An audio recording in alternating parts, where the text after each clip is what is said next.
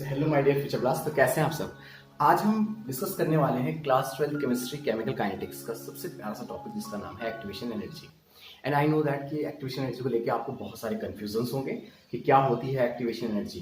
देखिए, activation energy जिस तरह से नाम से पता चल रहा है कि activation energy, the energy required to form a activated complex is known as activation energy. अब इसका क्या सिंपल सा केमिकल रिएक्शंस एक सर्टेन टेम्परेचर पे जाके ही होती है। जैसे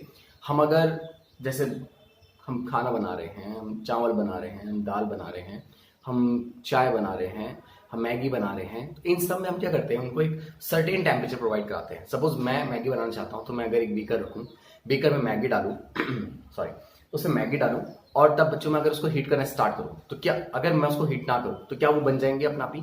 टमाटर प्याज अगर हम उस पर डाल देंगे तो बन जाएगी? नहीं बनेगी। तो किसी भी केमिकल रिएक्शंस को कंप्लीट करने के लिए, ताकि वो प्रोडक्ट फॉर्म कर सके, ठीक है, उसको फॉर्म कर सके, प्रोडक्ट बना सके, उसको एक एनर्जी बैरियर क्रॉस करना होता है। ठीक है, उसी एनर्जी बैरियर को हम कहते हैं एक्टिवेशन एनर्जी।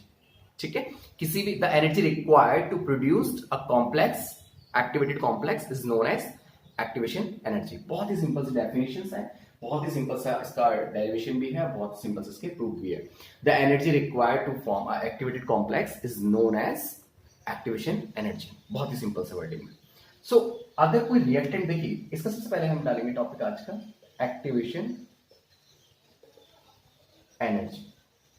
मैं आपको बिल्कुल बेसिक से समझाऊंगा, मेरी आपको गारंटी है जब तक ये टॉपिक क्लियर होगा, हमारा कंप्लीट होगा आज, आप एक्टिवेशन एनर्जी की बिल्कुल बारीकी से सब कुछ समझ चुके होंगे। ठीक है, सबसे पहले हम समझेंगे कि why we are called to the activation energy. इसको एक्टिवेशन एनर्जी क्यों कह रहे हैं? क्योंकि ये एक्टिवेशन कॉम्प्लेक्स प्रोड्यूस करता है, एक्टिवेटेड कॉम्प्लेक्स। अभी एक्टिवेटेड कॉम्प्लेक्स क्या होता है हमें ये भी समझना होगा। एक्टिवेटेड कॉम्प्लेक्स, वीडियो चल रही है?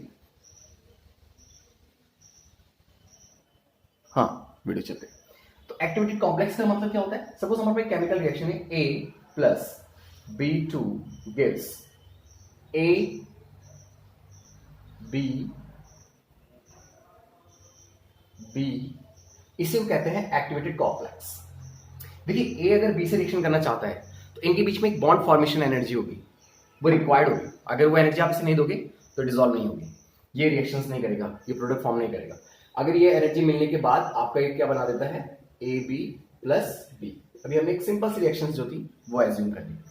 आप इसका इस तरह से अपने दिमाग में समझिएगा कि जैसे मैं लिखा A प्लस B2, मैं आपको एक सिंपल सा क्वेश्चन का कह रहा हूं कि अगर हम एक ग्लास पानी लेते हैं जो नॉर्मल है और उसमें अगर 1 स्पून शुगर डाल देता हूं, अगर मैं 1 स्पून शुगर उसमें ऐड कर रहा हूं तो क्या वो अपना आप डिजोल्व हो जाएगी? उसमें नहीं होगी ना। अब सोचो, उस शुगर को वाटर में डिजोल्व करने के लिए शुगर के बॉन्ड को वाटर के साथ रिएक्शंस करना होगा ना, इनके बीच में एक बॉन्डिंग बनानी होगी, बॉन्ड फॉर्मेशंस करना होगा, यानी कि प्रोडक्ट बनाना होगा। उसके लिए क्या करना होगा, हमें पानी को हीट करना होगा, या हम इसे शेक कर सकते हैं, डिजोल्व कर सकते हैं, बट हीट से ही काम चल रहा है, दैट्स व्हाई हम इसको एनर्जी का नाम दे रहे हैं। ठीक है, सो अगर मैं इसको हीट दूं तो क्या होगा, पानी गर्म होते होते क्या होगा, चीनी उस पर डिजोल्व हो जाएगी, जैसे हम चाय बनाते हैं सबके सब। तो इसका एक सिंपल सा कॉन्सेप्ट हम ये समझ सकते हैं कि जो एक्टिवेशन एनर्जी होती है वो मिनिमम एनर्जी है जो किसी रिएक्टेंट को प्रोडक्ट में टर्न होने के लिए नेसेसरी होती है, इंपॉर्टेंट होती है। ओके, सो ये हमारा एक activated complex.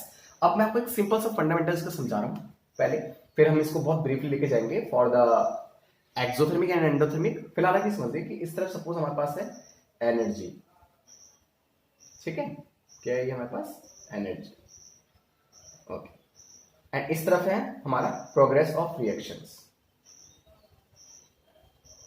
Progress of reaction, कि रिएक्शन की प्रोग्रेस क्या है। अच्छा, आइंस्टाइन का एक इक्वेशन था जो था mass energy relation, E equals to mc square. अगर आप उस चीज को देखोगे, E equals to mc square का मतलब होता है जिस चीज के पास अपना मास है उस चीज के पास अपनी खुद की एनर्जी डेफिनेटली होगी। मतलब अगर आप मेरे हाथ में एक मार्कर देख रहे हैं तो इसके अंदर भी कोई ना कोई एनर्जी है। अब आप सोचेंगे सर इसके अंदर कौन सी एनर्जी हो सकती है? सो बच्चों, अगर ये जो मार्कर आपको जिस शेप में दिखाई दे रहा है ये उसी शेप में इसलिए है क्योंकि इसके अंदर अपनी एक इंटरनल एनर्जी है। ठीक है, ये वाटर बॉटल मेरे पास है, इस वाटर बॉटल के अंदर जो लिक्विड अगर आपको दिखाई दे रहा होगा, मैं इसको शेक कर रहा हूँ, अगर बॉटल के अंदर आपको लिक्विड दिखाई दे रहा है वो लिक्विड फॉर्म में इस रूम में इसलिए है क्योंकि इस लिक्विड के अंदर भी अपनी क्या है, इंटरनल एनर्जी है। अगर आप इस इंटरनल एनर्जी में चेंजेस करेंगे तो ये अपनी स्टेट को चेंज कर सकता है। जैसे हीट देंगे तो वेपर फॉर्म में आएगा, हीट खींचेंगे इससे तो सॉलिड फॉर्म में आएगा। ठीक है, तो मतलब ये बताने का मतलब ये था कि हर एक रिएक्टेंट जो भी आप रिएक्शन में पार्टिसिपेट करवा रहे हो उन सबके पास अपनी ऑलरेडी कोई ना कोई एनर्जी होती है। इसको हम बैरियर यहां से स्टार्ट करेंगे। बहुत से बच्चे जो होते हैं वो कंफ्यूज होते हैं, उन्हें पता ही नहीं होता कि हम ग्राफ यहाँ से क्यों स्टार्ट कर रहे हैं इसका। ठीक है, तो आपको याद रखना है कि जो रिएक्टेंट होंगे हमारे पास, उनके पास ऑलरेडी अपनी एनर्जी होगी। तो इसको मैं ऐसे दिखा सकता हूँ, एनर्जी ऑफ रिएक्टेंट HR, ठीक है, या हीट ऑफ रिएक्टेंट ऐसे दिखा सकते हैं। ठीक है, अब यहाँ पे आपके रिएक्टेंट है, ये रिएक्टेंट है। अब ये हमारा वो एनर्जी बैरियर है जो आपको क्रॉस करना है for the formation of activated complex या एक्टिवेटेड कंपाउंड। कुछ प्रोडक्ट अगर आपको बनाना है तो एक एनर्जी को आपको पार करना होगा। अब रिएक्टेंट अगर आपका इस एनर्जी को पार नहीं करता है, सपोज मैं 3 फिगर यहां पे बनाने की कोशिश करूंगा, 1, second is this one and third is this one, second and third. तो अगर आप ऑब्जर्वेशंस कर रहे होंगे तो आपको साफ साफ समझ में आ रहा होगा कि जो थर्ड वन है केवल उसी ने आपको क्या किया है, एक एनर्जी बैरियर को टच किया है, एनर्जी बैरियर को उसने क्रॉस किया है। अगर एनर्जी बैरियर को आप टच कर रहे हैं, वो एक्टिवेशन एनर्जी उसको मिल रही है, इस एनर्जी का भी अपना एक नाम है और बहुत प्यारा सा नाम इसको हम फिजिक्स में बोलते हैं। फिजिक्स में इसको कहा जाता था थ्रेशोल्ड, थ्रेशोल्ड फ्रीक्वेंसी जो रिक्वायर्ड होती है। तो यहां पे हम इसको बोलते हैं थ्रेशोल्ड एनर्जी। क्या बोलते हैं इसको? Threshold energy. केमिस्ट्री में इसको कहा जाता है थ्रेशोल्ड। थ्रेशोल्ड मतलब होता है जो रिक्वायर्ड होता है।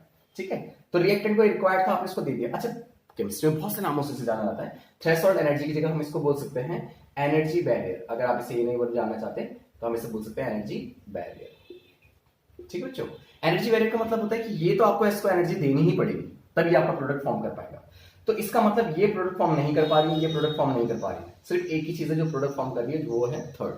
तो आई होप कि आपको समझ में आया होगा कि किस तरह से एक्टिवेशन एनर्जी का कॉन्सेप्ट होता है। एक एक्टिवेशन एनर्जी के लिए आपको थ्रेशोल्ड एनर्जी का बैरियर को क्रॉस करवाना होता है किसी भी रिएक्टेंट को। अगर थ्रेशोल्ड का बैरियर टच नहीं होगा तो याद रखेंगे कि रिएक्शंस नहीं हो सकती, चाहे आप कुछ भी कर लीजिए। ठीक है, हो सकता है ना कि आपने पानी को बहुत मिनिमम 1 से 2 डिग्री इंक्रीज किया और आप उसमें चीनी डाला, आप कह रहे सर पानी में चीनी तो डिजोल्व नहीं हुई। इसका मतलब वो 1-2 डिग्री पानी का टेम्परेचर इंक्रीज करने से पानी को वो एक्टिवेटेड एनर्जी नहीं मिल पा रही है, जिसके कारण वो क्या हो सके, जो शुगर है उसमें ऐड हो जाए। ठीक है ना, तो ये कॉन्सेप्ट याद है। अब इसको बहुत ब्रीफली समझाता हूं मैं आपको। उसके लिए मुझे इसको रफ करना होगा, आप इसका स्क्रीनशॉट ले लीजिए अपने अंडरस्टैंड के लिए, समझने के लिए।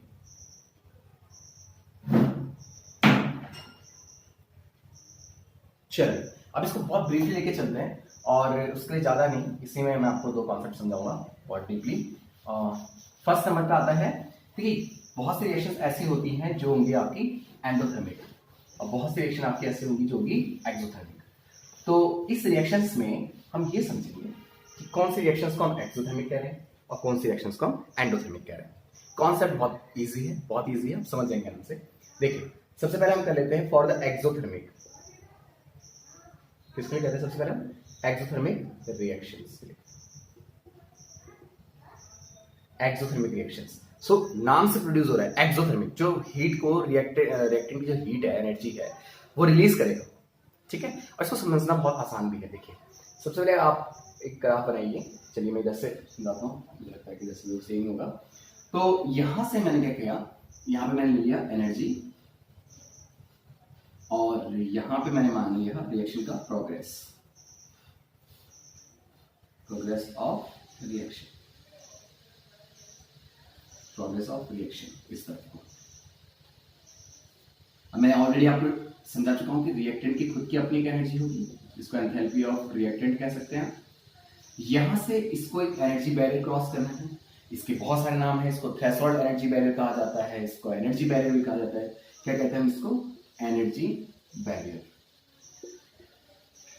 मतलब अगर आप ये एनर्जी नहीं देंगे तो रिएक्टेंट प्रोडक्ट नहीं फॉर्म कर पाएगा। अब यहां से लेकर कुछ एनर्जी देनी है ताकि रिएक्टेंट क्या फॉर्म कर सके, प्रोडक्ट। तो ये यहां इस बैरियर को टच करना चाहिए। तो ये जो इतनी एक्स्ट्रा एनर्जी आप देख रहे हैं, यहां से अगर मैं स्केल खींचूं ताकि आप इसको रिलेट कर पाए कि कितनी एनर्जी हमने दी, ये रिएक्शन है ताकि रिएक्शन आगे की तरफ को चले, यानी हम इसको वर्ड यूज करते हैं फॉरवर्ड हो जाए रिएक्शन। कैसे रिएक्शन हो जाए? फॉरवर्ड, आगे की तरफ को चले। ठीक है, ये मैंने आपको समझाने के लिए स्केल खींचा है बस। ठीक है, अच्छा अब क्या होता है, ये जो है आपका, ये जो बार है वो ऐसे ही चल के यहाँ, ठीक है, इस तरह से नीचे आए। अब आप ये देखिए, यहां से जो ये एनर्जी बैरियर है यहां से ये हो गया EA फॉर बैकवर्ड, अगर आपको बैक साइड रिवर्स चलनी है रिएक्शंस आपको, ये बैकवर्ड का हो गया। ये एनर्जी है कि रिएक्शंस फॉरवर्ड हो, वो एनर्जी है कि रिएक्शंस बैकवर्ड हो। अब आप देख रहे होंगे साफ साफ की जो प्रोडक्ट की एनर्जी है वो ज्यादा है ना। देखिए यहाँ पे सिंपल सा कॉन्सेप्ट है कि जो एनर्जी ऑफ प्रोडक्ट है ये वाली, यहाँ पे मैं इसको दिखा देता हूँ, ये एंथैल्पी ऑफ प्रोडक्ट हो गई। इन दोनों के बीच में कुछ गैप जरूर होता है। देखो ये जो एनर्जी आई है जो कि प्रोडक्ट की है और जो रिएक्टेंट की है, उन दोनों के बीच को हम बोलते हैं डेल एच। ये रिएक्शंस एंथैल्पी, ये रिएक्शंस की एंथैल्पी है। बहुत सिंपल, देखिए कंफ्यूज मत होना। रिएक्टेंट को प्रोडक्ट बनाने के लिए एक एनर्जी बैरियर को क्रॉस करना था। ये जो एक्स्ट्रा एनर्जी आपने दी होती है ना बच्चों, इसी एनर्जी को ही हम एक्टिवेशन एनर्जी कहते हैं। ये जो एक्स्ट्रा एनर्जी आपने प्रोवाइड कराई है, ये कहते हैं उसको एक्टिवेशन एनर्जी।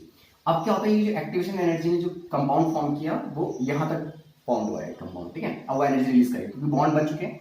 अब जब बॉन्ड फॉर्मेशन होती है तो एनर्जी रिलीज करता है। एनर्जी रिलीज करते करते यहाँ पे हमारा प्रोडक्ट आ गया। इधर रिएक्टेंट है और इधर क्या बच्चा हमारा प्रोडक्ट है किसी केमिकल रिएक्शंस का। अब इस पे कुछ रूल्स एंड रेगुलेशंस हैं, उस रूल्स एंड रेगुलेशंस को हम ओबे करते हैं। सबसे पहले हमें समझना होता है कि del H should be negative for the exothermic reactions. अब हम देखेंगे कैसे। तो हम लिखेंगे del H is equals to EA forward minus EA backward. Del H is equals to, तो आपको क्या लगता है फॉरवर्ड की ज्यादा है या उससे ज्यादा बैकवर्ड की है? ऑब्वियस सी बात है, फिगर से साफ फिगर आउट हो रहा है कि वो चीज नेगेटिव की आएगी, है ना। तो यहाँ पे हम ये भी लिख सकते हैं कि एनर्जी एक्टिवेटेड एनर्जी या activation energy of forward less than activation energy of backward. आप सिंपल वर्ड में इस तरह से भी एक्सप्लेन कर सकते हैं फॉर द एक्सोथर्मिक रिएक्शंस। जिस कॉन्सेप्ट में मैं आपको समझा रहा हूं, मे बी इस इजी कॉन्सेप्ट पे आपको पूरे यूट्यूब में नहीं मिलेगा। सबसे इजीएस्ट मेथड मैं आपको समझा रहा हूं, इस बस मेथड को समझ लीजिए आप, ठीक है। तो ये था हमारे लिए एक्सोथर्मिक रिएक्शन का कॉन्सेप्ट। इसको नोट डाउन कीजिए, फिर हम इसमें बात करेंगे एंडोथर्मिक रिएक्शन का कॉन्सेप्ट। इसको एक बार नोट डाउन कीजिए, आप स्क्रीनशॉट लीजिए।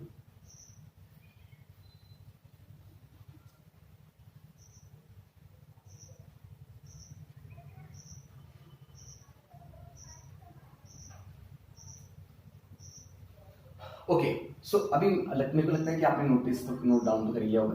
तो चलिए अब हम समझते हैं इसको एंडोथर्मिक के लिए, ठीक है। किसके लिए समझेंगे हम इसे ग्राफ को?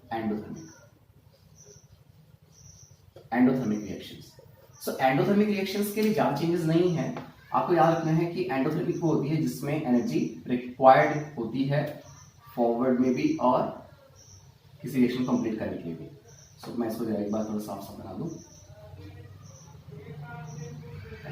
ठीक है। ये आपको पता है ये एनर्जी कौन सी आपकी फॉरवर्ड है, ठीक है, ये आपकी फॉरवर्ड, यस ओके। सो यहां पे एनर्जी आपकी फॉरवर्ड थी। अब क्या होगा यहाँ पे आपका देखिए, ये जो बैकवर्ड है इसमें यहां पे आपका क्या बन गया, प्रोडक्ट फॉर्म हो गया। ये बैकवर्ड एनर्जी है, तो forward energy and backward energy, and this is the energy barrier. अब आप इसको ध्यान से नोटिस करेंगे कि इस रिएक्शंस में क्या चेंजेस है। सबसे पहली बात कि अगर मैं यहाँ पे ये फॉर्मूला अप्लाई करूं कि del H is equals to the energy of forward is less than of energy of backward. अगर मैं इसको सॉल्व करूं, आप देखो फॉरवर्ड की एनर्जी ज्यादा है या बैकवर्ड की ज्यादा है?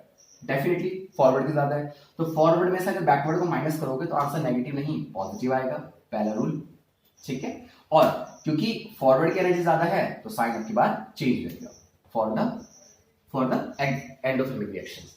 सो एंडोथर्मिक रिएक्शंस के लिए आपको ये समझना है। अब आपको गैप का जो मैंने बताया था अभी कि एनर्जी ऑफ रिएक्शंस क्या होती है, जिसको हम डेल एच कहते हैं, तो ये है हमारी एनर्जी ऑफ रिएक्शंस,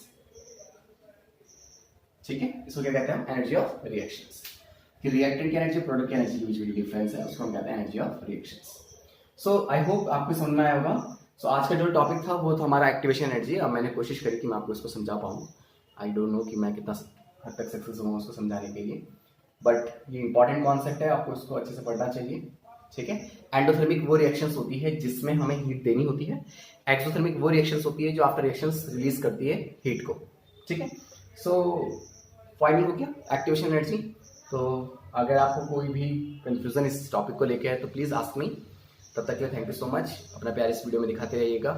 नीट के एग्जामों में, जेई के एग्जामों में भी पूछा जाता है एक्टिवेशन एनर्जी से बेस्ड कॉन्सेप्ट्स। तो तब तक thank you so much. Okay.